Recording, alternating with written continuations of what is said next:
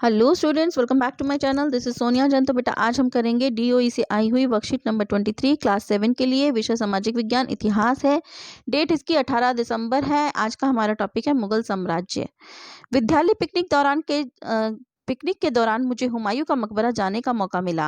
आइए आज हम मुगल शासक हुमायूं के बारे में कुछ जानकारी प्राप्त करें। आज हम शासक हुमायूं के बारे में पढ़ेंगे, ठीक है। तो यहाँ बेटा एक क्रियाकलाप दिया हुआ है, पता लगाइए हुमायूं के मकबरे का निर्माण किसने कराया। तो बेटा हुमायूं के मकबरे का निर्माण जो है बेगम हमीदा बानो ने करवाया था, ठीक है। तो इसका हम उत्तर लिख देंगे बेगम हमीदा बानो, ठीक है। बेगम हमीदा बानो ने, उनकी जो पत्नी है ना, पत्नी थी, उन्होंने उनकी जब डेथ हो गई थी हुमायूं की, तो उनकी याद में ये बनवाया था हुमायूं मकबरा, ठीक है।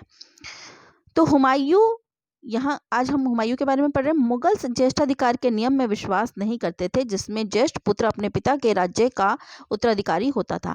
जो मुगल होते थे वो ज्येष्ठाधिकार के नियम को नहीं मानते थे, वो उसमें विश्वास नहीं करते थे। क्या होता है ज्येष्ठाधिकार नियम? उसमें जो राजा होता है उसका बड़ा बेटा जो है वो राज्य का उत्तराधिकारी होता है, ठीक है। तो लेकिन ये इसके नहीं मानते थे, वो क्या करते थे, बल्कि इसके विपरीत उत्तराधिकार में वे सहदायाद की मुगल और तैमूर वंशों की प्रथा को अपनाते थे। तो वो तैमूर वंशों की और मुगल की सहदायाद की एक परंपरा होती है, उसको अपनाते थे। वो सहदायाद क्या होता है बेटा? जिसमें उत्तराधिकार का विभाजन समस्त पुत्रों में कर दिया जाता है।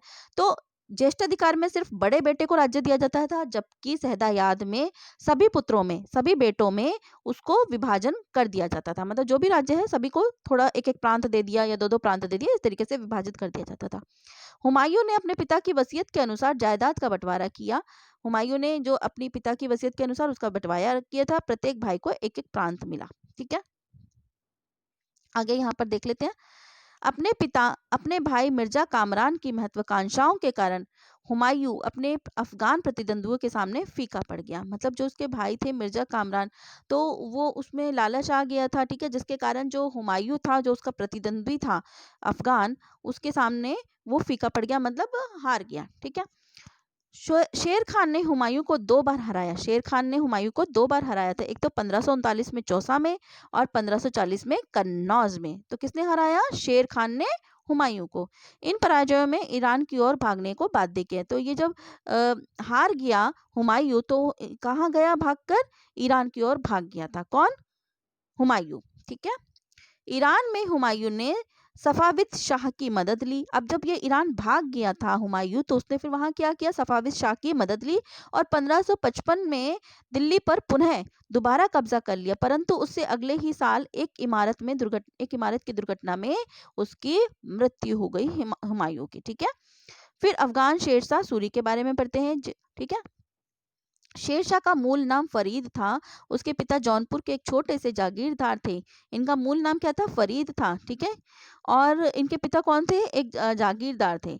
उनके संरक्षक ने उसे एक शेर मानने पर शेर खान नाम दिया। जो इनका जैसे नाम तो ये था फरीद था, लेकिन इन्होंने एक शेर माना था, जिसकी वजह से इनके संरक्षक ने इन्हें नाम शेर खान दिया। शेर शाह ने साम्राज्य में विस्तार एवं वाणिज्य को बढ़ावा दिया तथा संचार व्यवस्था को सुधारने पर बहुत ध्यान दिया।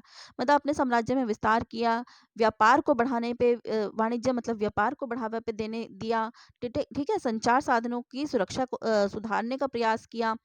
सोनारगांव जाने वाली उस पुरानी शाही सड़क की शेरशाह ने मरम्मत कराई, जिसे काफी समय तक ग्रैंड ट्रंक रोड कहा जाता है, ठीक है। तो इन्होंने एक पुरानी शाही सड़क, जिसको जो कहा जाती थी सोनारगांव जाने वाली, ठीक है, तो उसको क्या कहा जाता? Grand trunk road. उसकी भी मरम्मत इन्होंने करवाई। इन्होंने 1700 सराय बनवाई। 1545 में कालिंजर के किले की घेराबंदी के दौरान दुर्घटनावश एक तोप के फटने के कारण शेरशाह की मौत हो गई। तो मतलब 1545 में कालिंजर किले की जब घेराबंदी हुई थी, तो एक तोप फट गई थी, जिसकी वजह से शेरशाह की मौत हो गई थी, ठीक है। फिर यहाँ पर है उत्तराधिकार के चयन के लिए मुगल किस परंपरा का प्रयोग करते थे। तो बेटा उत्तराधिकार चयन के लिए मुगल किस परंपरा का प्रयोग करते थे? हमने ये पढ़ा है, सहदायाद की परंपरा का प्रयोग करते थे, ठीक है ना। और आगे प्रश्न एक और है, आज भी राजनीति में उत्तराधिकार के चयन के लिए किस परंपरा का पालन किया जाता है। देखो आज अब सहदायाद या ज्येष्ठाधिकार नहीं किया जाता है, क्योंकि अब तो वोटिंग का जमाना है। अब तो वोट किए जाते हैं, वोटिंग के जरिए ही हमारे मोदी जी इस बार इलेक्शन में जीते हैं, ठीक है। तो अगर लेकिन कहीं राजा हैं भी, तो अगर उत्तराधिकार नियम पालन होता है, तो ज्येष्ठाधिकार नियम का पालन किया जाता है। ठीक है। अब इसके प्रश्नोत्तर देख लेते हैं। सत्य तथा असत्य बताइए। चौसा के युद्ध में हुमायूं ने शेरशाह सूरी को हराया। चौसा के युद्ध में हुमायूं ने शेरशाह सूरी को नहीं हराया था, बल्कि शेरशाह सूरी ने हुमायूं को हराया था। यहाँ पर देखिए, चौसा के युद्ध में किसने हराया था? शेर खान ने हुमायूं को हराया था। तो ये है हमारा, ये जो वाक्य है ये असत्य है। ठीक है, तो ये असत्य है। उसके बाद है कालिंजर की किले की घेराबंदी के दौरान हुमायूं की मौत हुई। तो हुमायूं की मृत्यु थोड़ी ना हुई थी, कालिंजर की किलाबंदी के दौरान किसकी मृत्यु हुई थी? शेरशाह की मृत्यु हुई थी। तो ये भी असत्य है। ठीक है, तो ये भी असत्य है। ठीक है, अगला है हुमायूं के पिता का नाम बाबर था। हुमायूं के पिता का नाम बाबर ही था, तो ये सत्य है।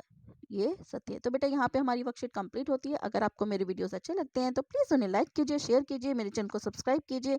सो stay tuned for more videos. Till then, bye bye.